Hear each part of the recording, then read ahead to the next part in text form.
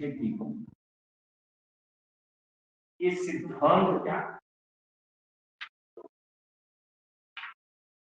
उन्हीं आवश्यकताओं के कारण भारत जैसे उन लिमिटेशंस के कारण भारत में खेती करने की विधि में खेती की विधि में परिवर्तन करना पड़ा।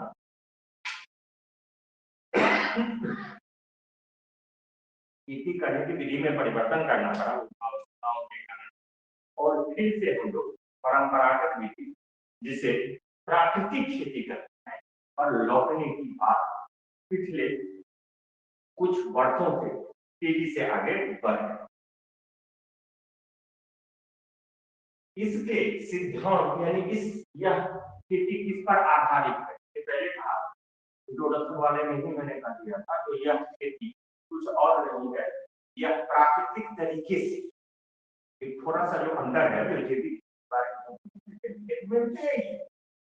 जैविक खेती में एक चीज जो मुख्य रूप से हम करते हैं, बल्कि आप देखिएगा कई जगहों पर प्राकृतिक खेती जैविक खेती सिमिलर भाषा में लिखी हुई है, मतलब एक दूसरे के पर्यायवाची के साथ रूप में, लेकिन एक जो फंडामेंटल अंतर है वो वहां पर जो वहां पर हम जैविक ही सही बाहरी तत्व का प्रयोग करें,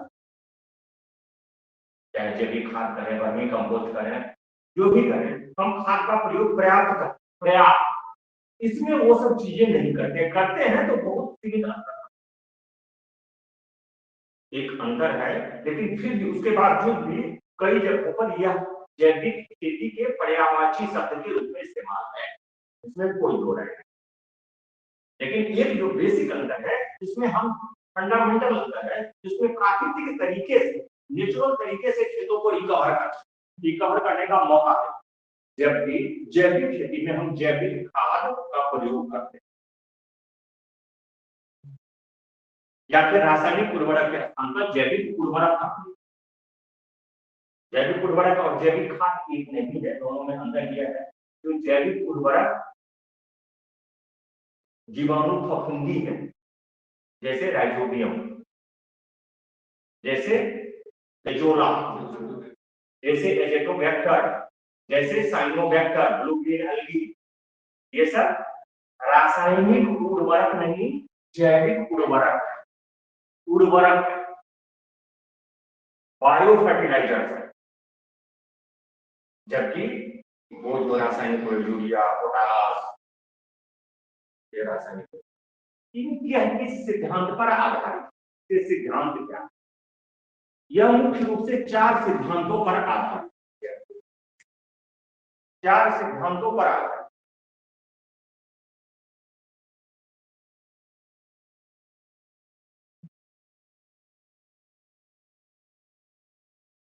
सिद्धांत में पहले सिद्धांत को करते हैं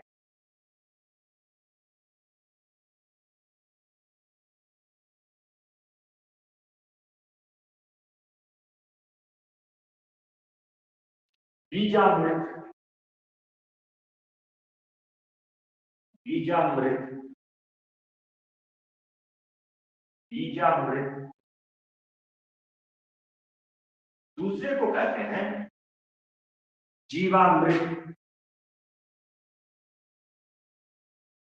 जीवामृत, तीसरा सिद्धांत है मल्चिंग या आच्छादन, मल्चिंग या आच्छादन, और इसका चौथा सिद्धांत है वापसा या वफासा, को कहते हैं वापसा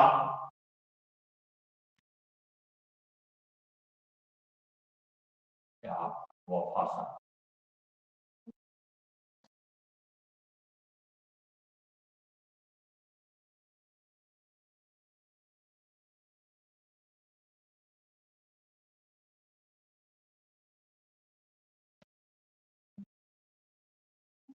अब एक एक करके देख लेते हैं कि यह क्या कहता है।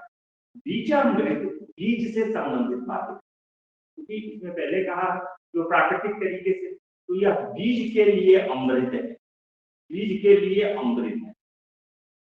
इसमें बोने से पहले बीज का बीजोपचार किया है, बीजोपचार किया जाए, बोने से पहले बीजों का उपचार किया, treatment of seed. Treatment of seeds किया जाए, सीड्स के ट्रीटमेंट का, बीजोपचार का पीछे तर्क यह है जो अंकुरण आसानी से होता है, बीजों का अंकुरण आसानी से। दूसरा उद्देश्य है जो बीजों में रोग नहीं लगे, रोग नहीं लगे, यानी रोग लगने वाले जो फफूंदियां हैं, फंगस, बैक्टीरिया आदि से इसको मुक्त कर।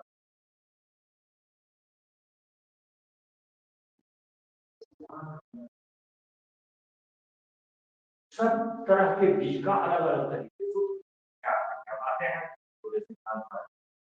अंकुरण आसानी से हो जाए, रोग नहीं लगे, क्योंकि बीज ही, जिसका सीड ही रोग मुक्त, रोग युक्त है, उसका क्या प्लांट रोग मुक्त होगा, स्वस्थ प्लांट होगा नहीं, कतई नहीं।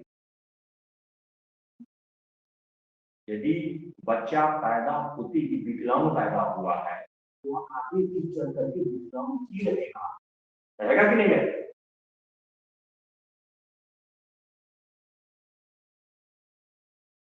तो बीज ही रोग युक्त है, बहुत सारे रोगों से ग्रसित है, तो निश्चित रूप से वैसे में प्लांट जो उससे बड़ा बड़ा होकर के बनेगा उसमें भी रोग की तरह, प्लांट यदि रोग वाला होगा तो उसमें जो फसल लगेंगे वो कम लगेंगे, गुणवत्ता खराब, ऑब्वियस सी बात है।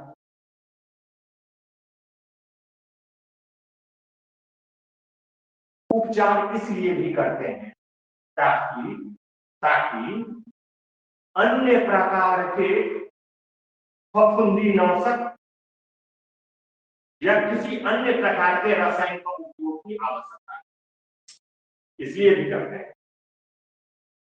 क्योंकि हम इसमें इस खेती का सिद्धांत दिया है जो कोई कृत्रिम रसायन का उपयोग नहीं करना पड़ेगा।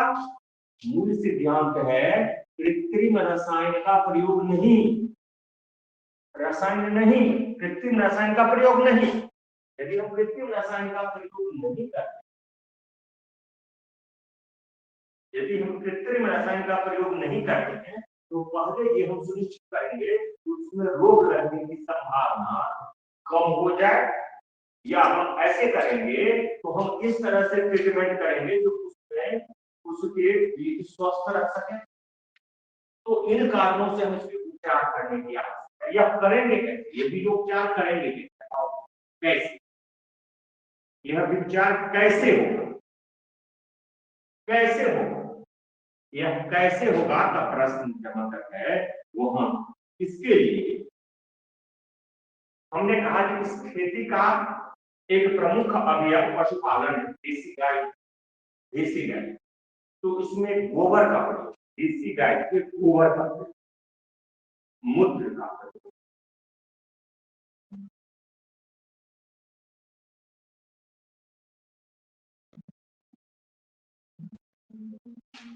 मिट्टी तथा चूना का मिश्रण, के मिश्रण को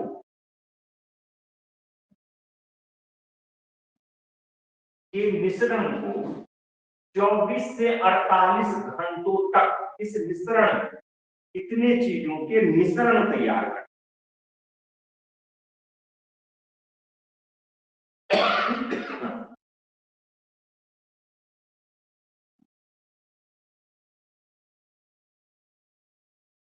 पानी भी इसमें उपयोगी,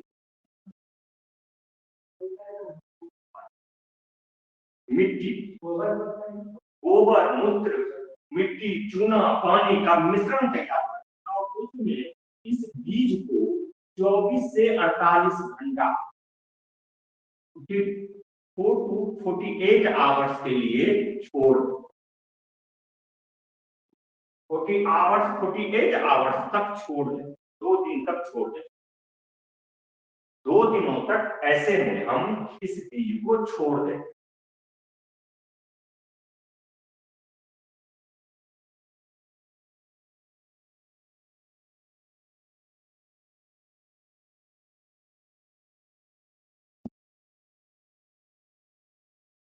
ये इस तरह के अवयव हैं जो प्राकृतिक रूप से, ये अवयव इस तरह के अवयव हैं जो प्राकृतिक रूप से चूना, चूना केमिकल, चूना का मतलब फैक्ट्री से निकाला हुआ चूना नहीं, प्रकृति में भी चूना मिलता है कि नहीं मिलता है? प्रकृति में ही सरेआम चूना, सरेआम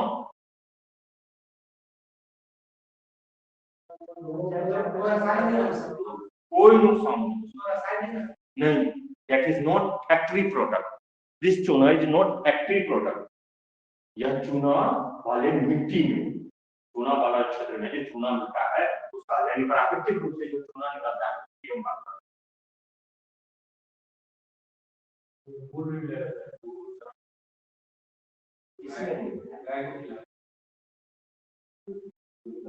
इतना इसमें नहीं किया है आगे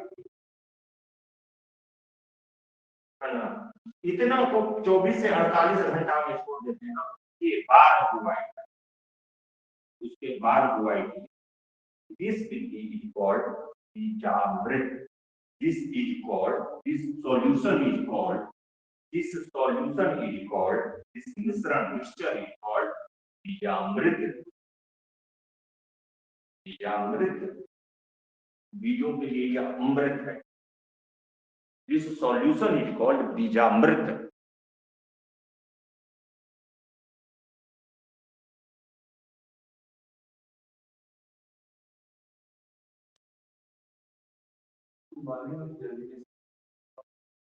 उबालने की बात हमने काम करी, इस पानी में केवल मिश्रण में छोड़ देना है। I am not talking about boiling. Boiling करने पर जो हाई टेम्परेचर है इसमें वो अंकुरण के लिए निगेटिव है, वो नहीं है।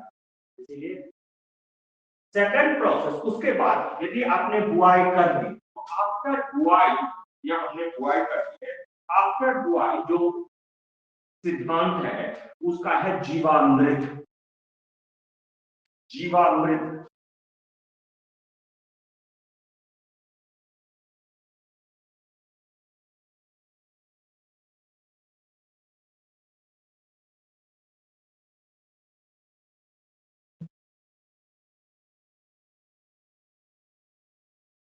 जीवामृत का जो सिद्धांत है वह जीवामृत एक तरह से कहिए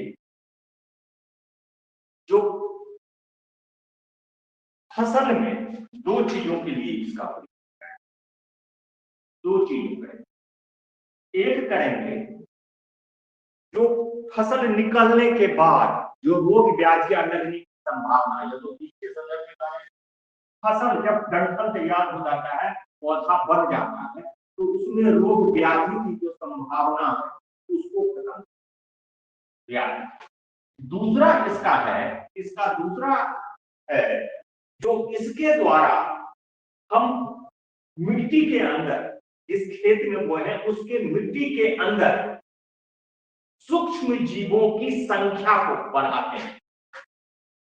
सूक्ष्म जीवों की संख्या, सूक्ष्म जीवों की संख्या, that mean different type of bacteria, जीवाणु की संख्या, जो लाभदायक जीवाणु है उसकी संख्या, केचुआ जैसा जीव, फफूंदी, ऐसे कुछ फफूंदियां होती हैं जो अच्छा रहता है, उनकी संख्या को बढ़ाते हैं।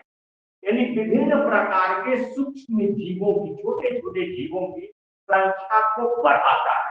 इसके द्वारा जीवामृत जैसे कोशिशों के द्वारा, प्रयासों के द्वारा हम विभिन्न प्रकार के जैव विविधता, मृदा के जैव विविधता को समृद्ध करते, मृदा के जैव विविधता, जैव विविधता समृद्ध करते हैं, समृद्ध बढ़ाते हैं।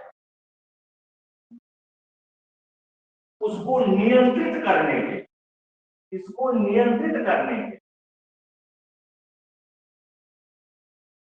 हम इसके तहत खास करके जो कीटों होता है, कीट नियंत्रण भी, या कीट नियंत्रण हो, आदमी हम बात कर रहे हैं, उसके मतलब यह कीट नियंत्रण भी करेगा कीट नियंत्रण ही करेगा, करेगा कीट नियंत्रण,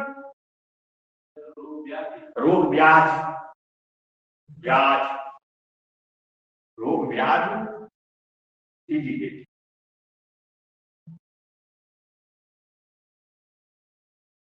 रोग नियंत्रण करेगा एज वेल एज सूक्ष्म जीवों की संख्या को बढ़ाए, सूक्ष्म जीवों की संख्या को बढ़ाए, जिसमें मृदा प्राकृतिक रूप से विभिन्न प्रकार के जीवों के लिए अनुकूल बनेगा, छोटे छोटे यानी खेतों के उत्पादकता। इसके लिए बीजामृत के भी कुछ प्रोसेस है, प्रक्रिया, प्रक्रिया क्या है, बीजामृत के प्रक्रिया क्या है, इसके लिए भी एक सॉल्यूशन तैयार, इसके लिए भी एक सॉल्यूशन तैयार करते हैं, घोल तैयार करते हैं, मिश्रण तैयार करते हैं, घोल तैयार किया जाता है, मिश्रण तैयार किया, मिश्रण तैयार किया। मिश्रण किन किन चीजों का होता है, फिर हमने कहा, अभी मैंने कहा, तो बार बार हम कह रहे हैं, इस खेती के पीछे मौलिक सिद्धांत क्या है, गोबर, देसी गाय का गोबर, फिर हम उसी चीज को उठाते हैं, गोबर को, देसी गाय का गोबर मूल कंपोनेंट है, इसके लिए भी मूल कंपोनेंट है देसी गाय का गोबर, देसी गाय का गोमूत्र, इसके अतिरिक्त जीवामृत के लिए हम गुड़ का प्रयोग करते हैं, गुड़ भी इसमें मिलाते हैं, गुड़ प्राकृतिक प्रोडक्ट है, बेसन मिलाते हैं, चने का बेसन, बेसन मिलाते हैं,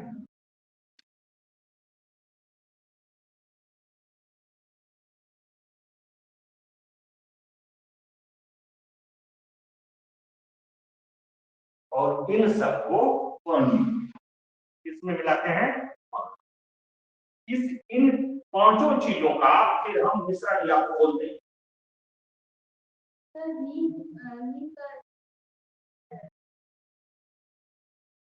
इसका जो सिद्धांत है, इस प्रकार की खेती का सिद्धांत, उसमें नीम की बात नहीं आई, तो हम उस सिद्धांत की बात कर रहे हैं जो में इन चीजों का उपयोग होता है, और जो सिद्धांत डॉक्टर सुभाष पालेकर ने दिया था, उनसे मूलतः यही सिद्धांत था।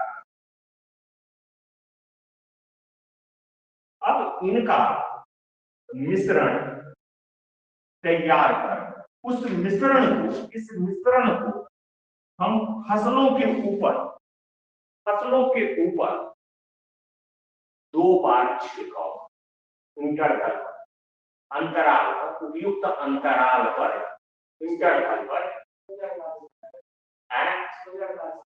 नहीं 40 घंटा, थोड़ा देर तक हम इसको हम थोड़े देर तक छोड़ देते हैं, इसलिए छोड़ देते हैं, इसका कारण क्यों छोड़ते हैं, ऑल आर द लॉजिक, छोड़ते हम इसलिए हैं कि इसमें हम क्या प्रयोग किए, गुड़ प्रयोग किया, ये प्रयोग फर्मेंटेशन होगा ना, कुछ देर तक किण्वन की क्रिया हो, जिसके कारण उसमें जीवाणुओं की मात्रा और बढ़ेगी, है ना, तो वो सॉल्यूशन जो तैयार हुआ कुछ देर तक छोड़ेंगे, यानी for the particular purpose of fermentation, किण्वन की क्रिया के लिए कुछ देर तक हम उसको छोड़ेंगे, फिर उसके बाद हम इस प्रकार के घोल का छिड़काव करते हैं,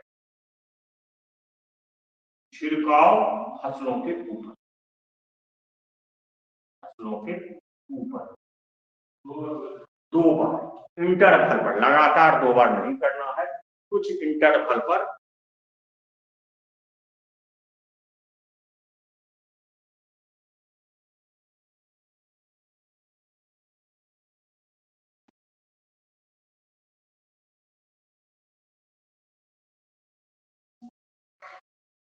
तीसरा इसका आधार है मल्चिंग या आच्छादन, तीसरा आधार है मल्चिंग,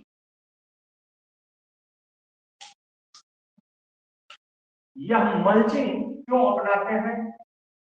मल्चिंग अपनाने का कारण है इस प्रकार की खेती में, क्योंकि इस प्रकार की खेती का एक पर्पस है लागत को कम रखना, तो हमने दो उपाय तो ऐसे कर लिए जो रासायनिक उर्वरकों को की जरूरत एज वेल एज कीटनाशकों की आवश्यकता को हमने समाप्त कर दिया। हमने इन दो आवश्यकताओं को मूलतः समाप्त।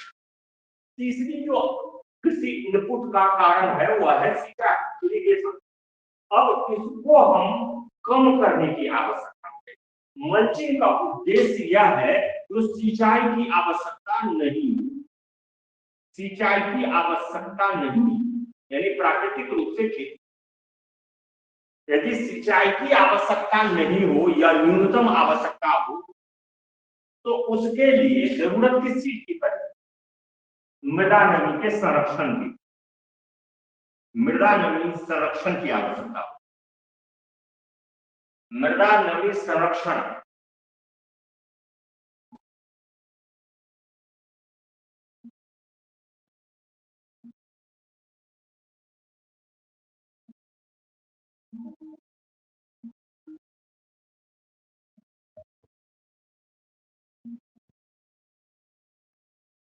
मृदा नमी संरक्षण के लिए इसमें हम खाली समय में जब कटाई हो जाती है तब खेतों को कवर करें खरपतवार से, कृषि अपशिष्टों से, खरपतवार से खेतों को ढककर रखें, ढककर रखें।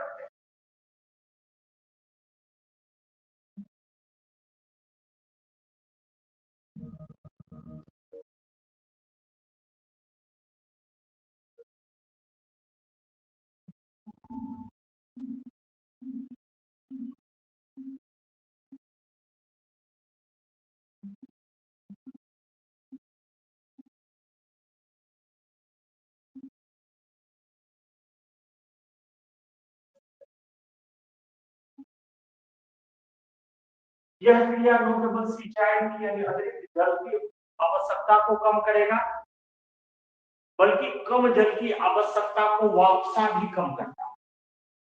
यह क्रिया भी जल की आवश्यकता को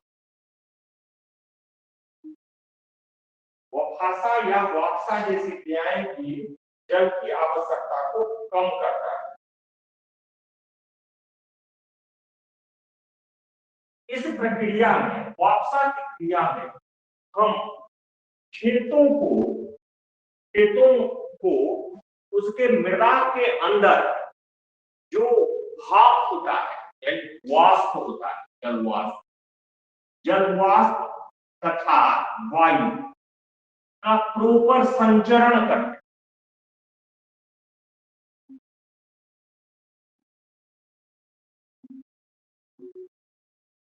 मृदा के अंदर भाप तथा वाष्प तथा वायु का संचरण करते हैं। प्राकृतिक रूप से यह भाप प्राकृतिक रूप से जो मृदा में नमी है, मतलब क्या प्राकृतिक रूप से जो प्राकृतिक नमी जो वर्षा के द्वारा उसको प्राप्त है, न केवल उसको जड़ों को उपलब्ध करवाते हैं, जड़ों को इस वाष्प या नमी को उपलब्ध करवाते हैं, बल्कि खेतों में जड़ों को अच्छी तरह से विकसित करने के लिए वायु को भी बनाए रखना आवश्यक है, उसका एरेशन भी करना, एरेशन भी करना।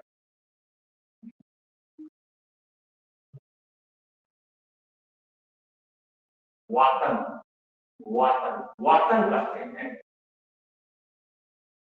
मृदा में, इस मृदा में या केवल जल ही जल हो जाएगा तो क्या पौधों का ग्रोथ होगा? अच्छा से ग्रोथ होगा? नहीं होगा। इसमें कहा जाता है कि पौधों के यदि ऐसा होता तो जो डैम्प सॉइल है उसमें फसल होता है, ऐसा होता है? नहीं होता है। डैम्प सॉइल में फसल अच्छा नहीं हो पाता है। इसके लिए जरूरी है फसल अच्छा करने के लिए जो इसके बीज जो ये नमी है वह नमी कम हो और नमी के साथ साथ वायु का भी अंश है। क्यों? क्योंकि जल को भी श्वसन की आवश्यकता है, जल को भी श्वसन की आवश्यकता है। तो जल और वायु दोनों की लगभग आधा आधा अनुपात, लगभग 50-50% अनुपात आवश्यक है जड़ों को स्वस्थ रखने। पानी की जरूरत, भाप की जरूरत या पानी के फॉर्म में इसलिए जरूरत है क्योंकि जो भी मृदा से पोषक तत्व वह लेगा, प्राकृतिक पोषक तत्व वह उसी के द्वारा लेगा, तो वह तो जरूरी है। उसके लिए तो हम यह भी किए थे कि उसका जो प्राकृतिक नमी है वह बनाए रहे, साथ साथ यह प्रक्रिया करके भी, दूसरा उपाय करके भी मृदा नमी को बनाए रखते हैं। साथ साथ मृदा नमी के अतिरिक्त हम वायु के संचरण को भी बनाए रखने का प्रयास, वातन, वायु को डालना को वातन करते, वातन की क्रिया